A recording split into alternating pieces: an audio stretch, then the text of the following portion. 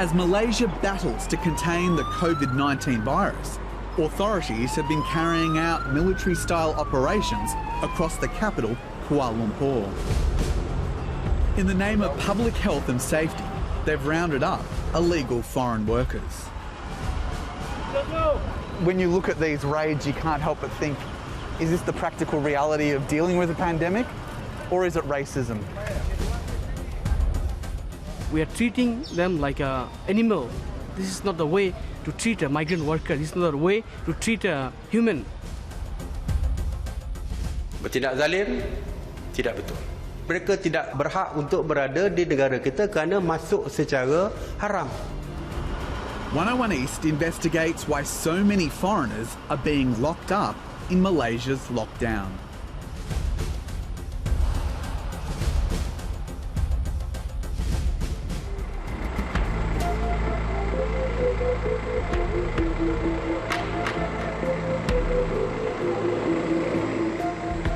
Kuala Lumpur's migrant neighbourhoods are under siege. Any identified as areas with high infection rates have been locked in behind barbed wire and barricades. This is part of Malaysia's response to COVID-19. Across the city, people are being taken from their homes, fingerprinted, tested for the disease, and checked for valid documents. Those without them are swiftly taken away. It's only when the trucks leave that you realise what's going on.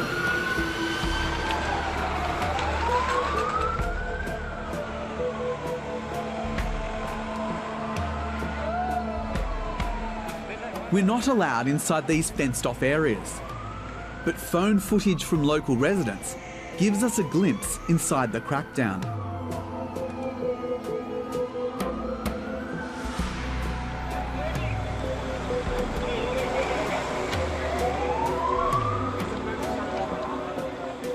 Shortly after one raid, I speak with two migrants from Bangladesh.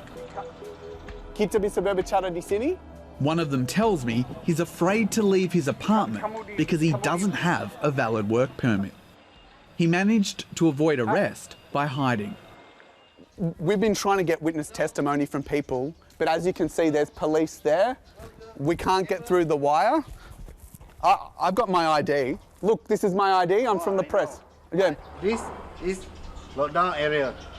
No camera, please. But we're within our rights to report from here. Oh, yeah.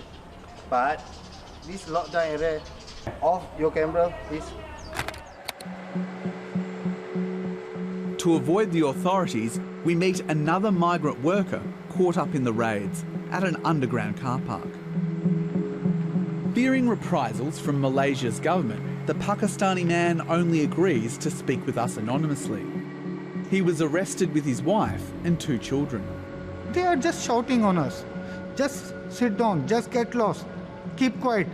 And we silent. We have no words to say and we don't have a right to ask any question from them. The man was a policeman in Pakistan and says the Malaysian authorities were out of line. Some of the officers are very angry there and they keep the mobile and they're putting on the head like this, like this. He says his whole family, including his son and daughter, were handcuffed and chained together with other children and the elderly under the hot sun. They were only released hours later after authorities verified their documents. My daughter is still scared. She stopped laughing. She said, maybe they come again. Even we have a valid documentation. They are not respecting us as a human. I learn here. Foreigners have a value just like a dog only. Malaysia's economy depends on 2.2 million migrant workers, but it's estimated another 4 million are here illegally, taking the dirty, dangerous jobs few locals want. They are often trafficked by agencies who exploit and trap them in a cycle of debt.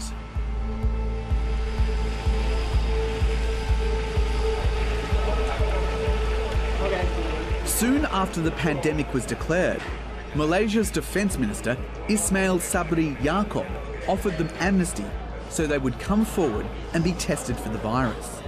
Kita tidak fokus kepada dokumen perjalanan mereka, tetapi kita fokus kepada sama ada mereka ini bersih daripada COVID-19 ataupun positif dan sebagainya. Kita hanya ingin membuat saringan dan selepas itu mungkin paling ekstrim pun adalah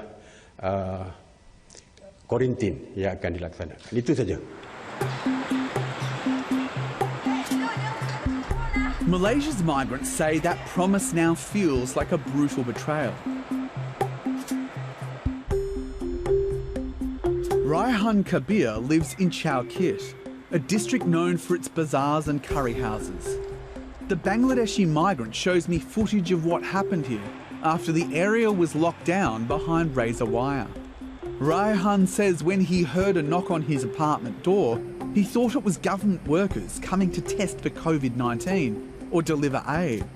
Instead, over the next few days, almost 600 residents were rounded up, put in trucks and taken away. They make a trap for us. They give food, they give medication, all things they give. So no one expecting they were going to arrest the people. They are not murderer, they are not criminal. They are just undocumented.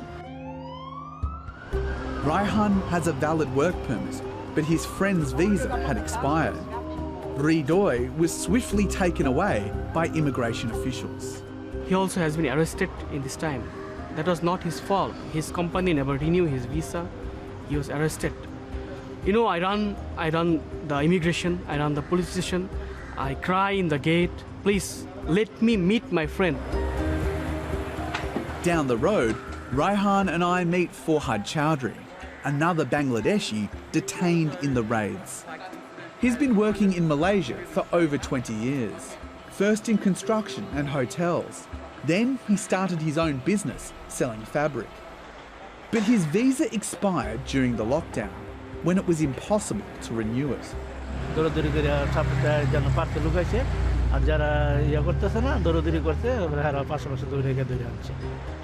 Forhad says if the authorities' aim is to contain the virus, cramming people together in immigration trucks is counterproductive. যারাদের ইয়াসিনে visa মাতি আছে একদিনের পর 2 দিনের তাদেরকে একটা line করা আছে লাইন ধরে গন্যা দেখছে 30 জন লোক গেলে সবার বলতেছে এক এক ওটা রাখে তো এখন তো সবাই আতঙ্কের মধ্যে কোনো যেতে পারবে না কোনো লোক সবাই আস্তে আস্তে কি অবস্থা ছিল Forhad has since discovered that 3 people from the raided buildings have tested positive for COVID-19. He fears they could have infected him and many others. এই সময় তো হইছে একজন সাথে ধাক্কা লাগলো আমরা চাইছি যেতে না ধাক্কা লাগিয়া থাকতে পারি তারপরে তো লোকজন বেশি এইজন্য ধাক্কা লাগলো একজন সাথে আরেকজন লেগে গেছে Forhad's story makes Raihan fear for his friend's health. He hasn't heard from Ridoy since his arrest. Today, Raihan is meeting Sumitha Shantini Krishna, a human rights lawyer who specialises in helping migrant workers. So when did he become undocumented? It's about last year. His company got bankrupt. Okay, his company got bankrupt? Then boss also hiding. His visa cannot renew. He cannot go back to Bangladesh because he have the loan, money, everything. So he became undocumented. Okay, did he attempt to go to the Labour Department to file a case against his employer? Miss, the thing is, the people like them who are worker here, labor here, how they know the things? They don't know. So is there any way, just I want to meet my friend, is there any way? So there is no visitation to any of the detention centres. It's not only for foreign nationals, even the lawyers cannot go into the detention centres to see their clients because it's all closed for now. There's little he can do to help Ridoy. But Raihan drives to the detention centre anyway, hoping to at least catch a glimpse of his friend. He can't call Ridoy to see if he's okay, because detainees aren't allowed phones. When I come here, I become emotional. It's unbearable for me. I cannot meet him. I don't know he is eating or not. I cannot give him the food. I'm very much worried about him. Raihan came to Malaysia 6 years ago to study and now works in marketing. He says he loves his job and living here. But this crackdown has changed the way Raihan sees the nation. and made him think about leaving. This is a clear act of racism. That's the thing. A clear act of humiliating people. So that's why I feel scared about the future of the migrant people. I don't think that people will give their trust again for the government because they will afraid. Detention centres have now become hotspots for COVID-19, with more than 700 reported cases. Rights advocates say the recent influx of migrants into these already crowded facilities has created perfect conditions for the virus to spread. But Malaysia's Defence Minister rejects the criticism. Kita selamatkan mereka, tempatkan di tempat yang terbaik untuk menjaga kesihatan mereka. Jadi, kalau nak kata kajian Malaysia tidak berperi kemanusiaan kepada parti ini juga tidak betul. Kalau berlaku peningkatan, kita dah ada... Only state media were allowed into government press conferences. Several requests to interview the senior minister, home minister and his deputies were declined. Walaupun kita layan mereka, tetapi status mereka terus kekal parti. Dan mereka tidak berhak untuk berada di negara kita kerana masuk secara haram. Jadi bukan kata kita ambil kesempatan serbu mereka di PKPD, tangkap mereka. Tidak berlaku seperti itu. Frontline health workers say the raids are creating fear and mistrust amongst vulnerable populations, making it harder to contain the spread of coronavirus. Okey, kerja apa amamu? Potong rumput, mesin rumput. Ya, mesin rumput. At this health clinic, foreigners queue to be tested for COVID-19. But the line used to be much longer. Okay, pakai balik mas. Okay, thank you. Boleh balik. Since the raids began, there's been less demand for free testing. They may be apprehensive about coming forward because of the possibility of them being exposed, and then the possibility of perhaps being apprehended by the authorities, for being undocumented. Dr. Ahmed Faisal Padaus is the president of Mercy Malaysia, which runs these health programs for migrants and refugees. There definitely would be extra pressure now for those who are undocumented, pressure on them to decide whether they should come out for testing or not. Does that make your job harder? Well, it makes our job a bit more complicated, I will say. If there is someone or a group of people who turn out to be positive later and we've missed them, and then they go on to infect others, and then create another cluster or two, which then will create further problems. Malaysia's COVID-19 response has successfully contained the initial spread of the virus. But Dr. Padaus says foreigners have been unfairly blamed in the crisis. One of the impacts of COVID-19, it brings out the best in us, in humankind, frontline workers, etc., and people giving to charity, etc. On the other hand, it has brought out also xenophobia and racism. Malaysia is not accepted in this, and they take the opportunity, of course, to then use social media, especially to take out their prejudices and their racism on very vulnerable people.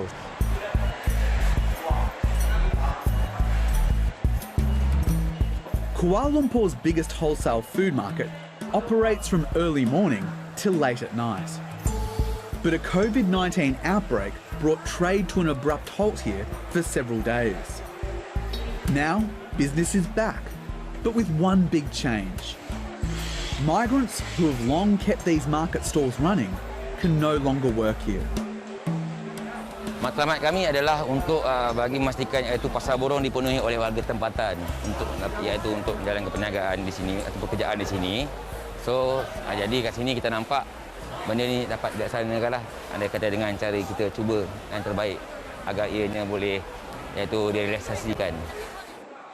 Muhammad Pandu Insani bin Yahya runs the local traders association. He says hiring only locals will make markets safer. Apabila berlakunya jangkitan terhadap mereka, rata-rata di kalangan mereka tidak akan pergi ke hospital kerana takut ditangkap atau takut dihantar pulang jika tiada dokumen yang sah. Dan dari segi dia punya kebersihan pula kita pun tahu mereka dengan cara hidup yang berbeza dengan masyarakat setempat. Okey, the local culture kat sini dengan tempat mereka. Jadi memang perbezaan itu ketara dengan cara diorang makan makanan sirih dan sebagainya dalam ludah split rata-rata kan. Itu membuatkan kawasan sekitar ini nampak macam lain daripada yang lain lah. Dia tak sama macam tempatan sekarang. Macam sekarang je awak boleh lihat kawasan sekitar ni agak tenang dan aman. How is this a fair program? Okay, saya berpendapat program yang kita laksanakan ni tiada kaitan langsung dengan iaitu perkauman dan juga iaitu untuk mengenepikan mana-mana pihak. Contohnya dari segi warga asing dan sebagainya. Apa yang ditanggap oleh setengah-setengah pihak bahawasanya ada berkaitan dengan perkauman dan juga cuba diskriminasi untuk lain-lain bangsa dan sebagainya, tiada. Muhammad ran a recruitment drive to replace the foreign workers with locals. 500 Malaysians applied for just 60 positions. This man was one of the successful applicants. So, macam mana kerja sekarang? Okey. Alhamdulillah bang, lagi start buat apa? Daripada pukul 7 pagi. Kau boleh bertahan kerja lah? Boleh, insyaAllah. Saya pastikan bahawa tempat ni. But not everyone is happy. Stallholders complained that their new employees can't handle the long hours and manual labour involved. Some have already quit, leaving them understaffed. Tak dinafikan, bukan semua tahan untuk bekerja di sektor berat seperti ini. Namun, saya percaya hanya segelintir saja yang cakap yang tak tahan ataupun ni ramai di luar sana yang boleh buat kerja sini. The removal of foreign workers from the market and from their neighbourhoods ignited social media. Photos and videos of the raids were cheered online. And anti-immigration Facebook groups have been telling illegal migrants to go home. Muhammad thinks Malaysia should not allow so many foreign workers. Kita memberi ruang terlampau besar untuk kemasukan pekerja asing, okey, yang mana dah bermuasyakin di sini. Dia memberi kesan yang sangat negatif. Mungkin dia akan masa yang panjang. Kita tak ada masalah untuk hidup bersama dengan mereka. Namun setiap perkara mesti ada perbatasan. When the lockdown began, Kuala Lumpur became shuttered and silent. Foreigners were the first to be stood down from construction sites, shops, office blocks and factories. Kami bisa membantu cuci toilet, macam membuat bangunan yang tidak bisa rakyat Malaysia buat. Ruhima moved to Malaysia 4 years ago from Indonesia, so she could provide for her family back home. Dekat kampung saya cuma pekerjaan petani. Jadi saya mau cari uang sedikit lebih, saya pergi ke Malaysia. She found a cleaning job at a restaurant, but her Malaysian employer didn't want to apply and pay for a visa on her behalf. Susahlah, kami faham sebab kami yang duduk di Malaysia ni kami salah, tidak buat permit. Jadi kami faham kalau kita yang salah. Before the pandemic, she was earning $9 a day. Now she earns nothing.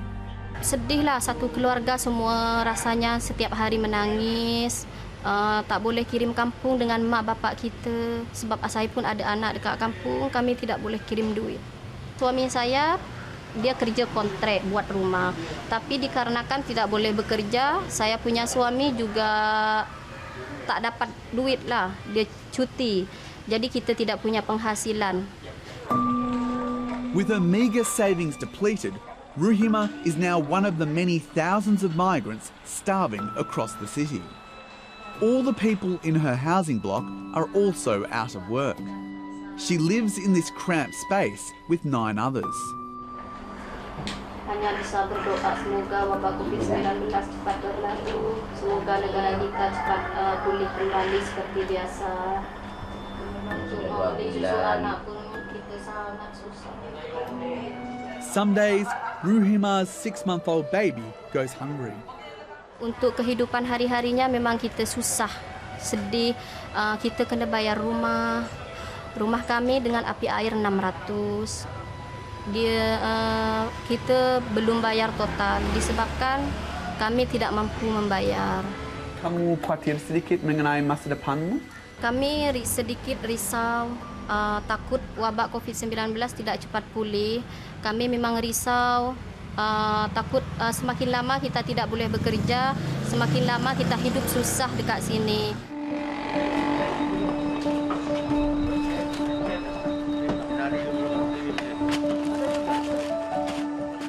But this Malaysian is determined to help the desperate like Ruhima.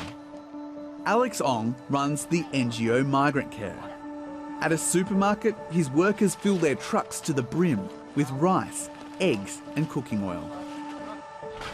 Now they change the location again. Oh, I want to send to the home. You want to send to the food court. It's a difficult logistical operation, but a vital one. Alex's team delivers across the city, feeding migrant workers who lost their jobs during the crisis. Well, they are human beings too, yeah. At this moment, they are actually desperate for food. They are not asking for anything more. So for them, it's to survive first.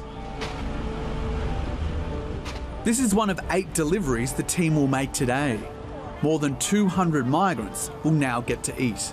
Bukan jaga jarak, jangan kumpul satu tempat, ke belakang. When people are desperate, they cannot think about the social distancing. They are afraid that their portion of food is taken up by the other. But that is quite natural.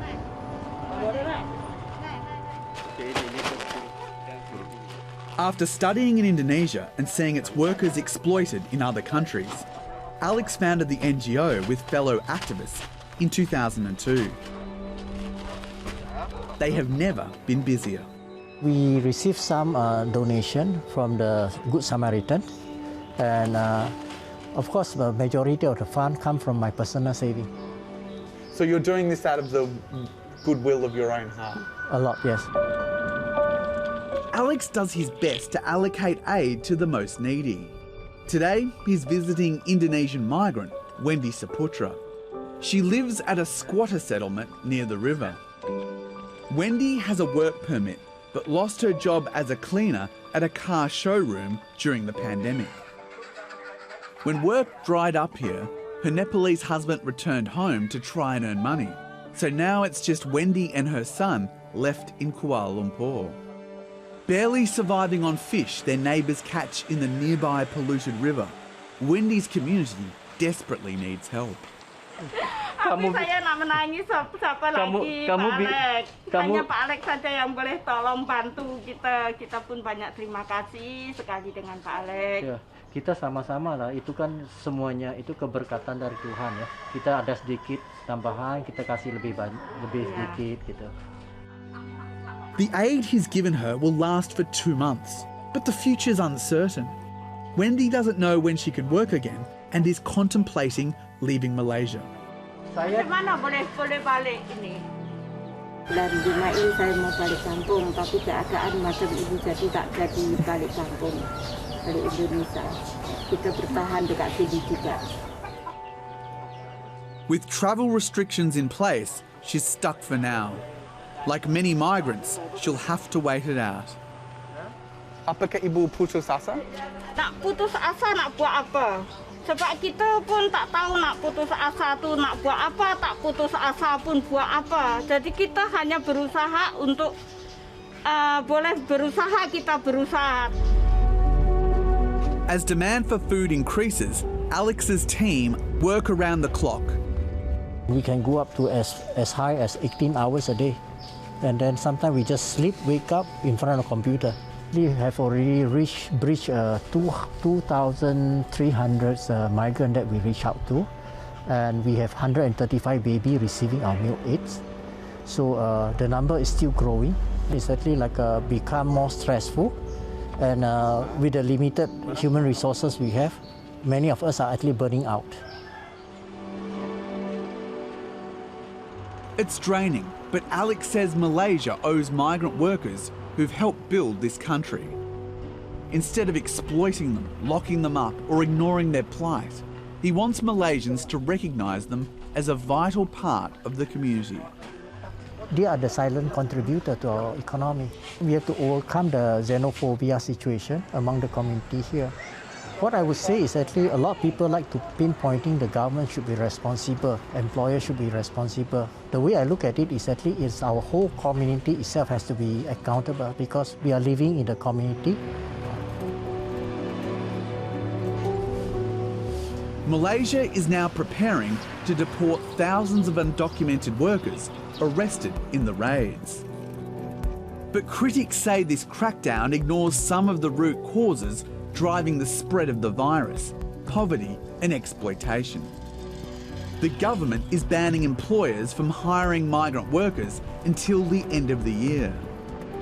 In a nation that struggles with race relations, it is foreigners who are paying the price in the pandemic.